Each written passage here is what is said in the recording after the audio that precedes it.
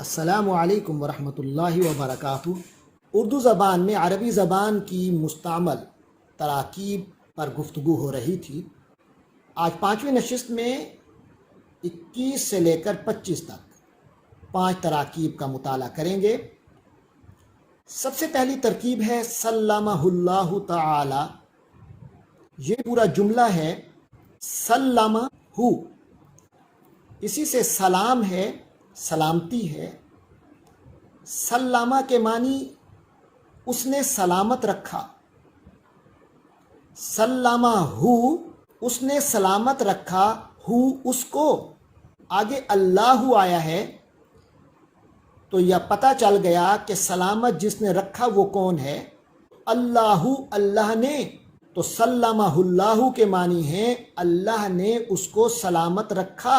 آگے تعالی، اللہ تبارک و تعالی کے لیے آیا ہے کہ وہ بلند ہے، تو اس کا ترجمہ اللہ تعالی کا معنی ہم اللہ تعالی ہی کیا کرتے ہیں، تو پھر ہم سلمہ اللہ تعالی کا ترجمہ کریں گے کہ اللہ تعالی نے اسے سلامت رکھا۔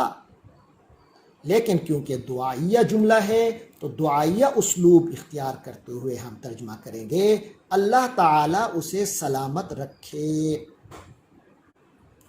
یہ جملہ دراصل کسی کو دعا دینے کے لیے اس کے نام کے بعد آتا ہے۔ عام طور پر برابر یا چھوٹے کے لیے دعا کے طور پر یہ جملہ استعمال ہوتا ہے۔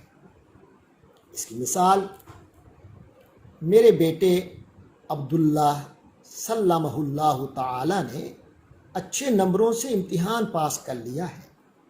22واں جملہ ہے جو ہم بارہا ادا کرتے ہیں، وہ جملہ ہے صلی اللہ علیہ وسلم۔ صلی کے ایک معنی تو ہوتے ہیں اس نے نماز ادا کی، لیکن فاعل یا مفعول کے بدلنے سے اس کے معنی میں تبدیلی ہوتی رہتی ہے۔ یہاں فاعل اللہ تبارک و تعالی ہے، تو پھر صلی اس نے رحمت برسائی۔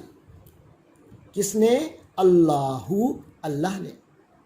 صلی اللہ، اللہ نے رحمتوں کی برسات فرمائی، علیہ اس پر، اور یہاں علیہ سے مراد حضرت محمد صلی اللہ علیہ وسلم ہیں۔ اللہ نے ان پر رحمتوں کی برسات فرمائی، وسلم اور سلامتی بھیجی۔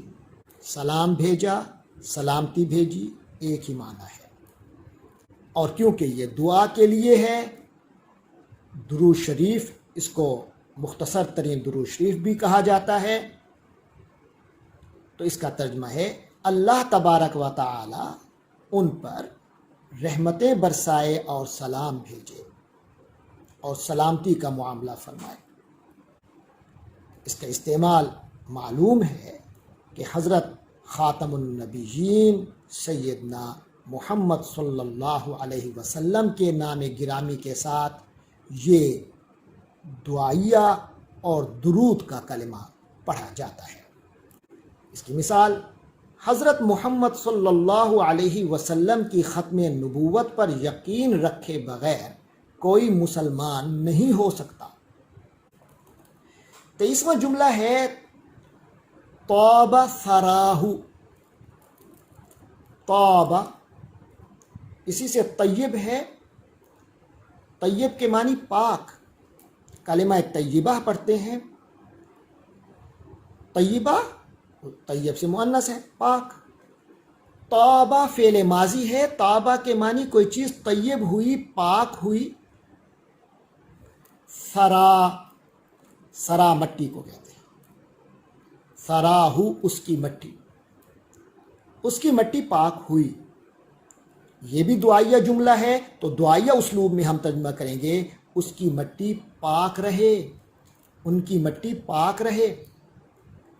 اس کا استعمال کسی بھی وفات یافتہ بزرگ کے لیے یہ جملہ بطور دعا اور تعظیم کے بولا جاتا ہے۔ مثلا ہمارے شیخ مکرم طاب ثراہ نے ہماری تربیت قرآن و سنت کی بنیاد پر کی، 24واں مرکب جو ہے وہ ہے طوعن و کرہن. طوعن کے معنی خوشی سے، وا کے معنی اور، کرہن کے معنی ناپسندیدگی سے. تو اس کا مطلب ہے رضامندی سے اور مجبوری سے. تو جب یہ کہنا ہو کہ اب تو چاروں ناچار یہ کام کرنا ہی پڑے گا، تو اس وقت طوعن اور کرہن کا استعمال ہوتا ہے. مثلا ابا جی کا حکم آ گیا ہے، اب تو طوعن و کرہن اس کام کو بجا لانا ہی پڑے گا. 25واں اور آج کی نشست کے لیے آخری جملہ عز اسمہ. عز عزت سے ہے، اسی سے اللہ کا نام عزیز ہے. عزیز کے معنی ہے غالب. تو عز فعل ماضی ہے، غلبہ پا لیا، غالب آ گیا. اسم نام، اسمہ اس کا نام، عز اسمہ اس کا نام غالب آ گیا. اس کا نام غالب ہے، ہر چیز پر غلبہ پانے والا ہے. اس جملے کا استعمال اللہ تبارک و تعالیٰ کے نام کے ساتھ ہوتا ہے. مثلا اللہ عز اسمہ نے انسانیت کی ہدایت کے لیے قرآن مجید نازل فرمایا. تو یہ ہیں آج کے 5 مرکبات اور جملے. باقی مرکبات اور جملے انشاءاللہ اگلی نشستوں میں ان کا مطالعہ کریں گے. اللہ حافظ.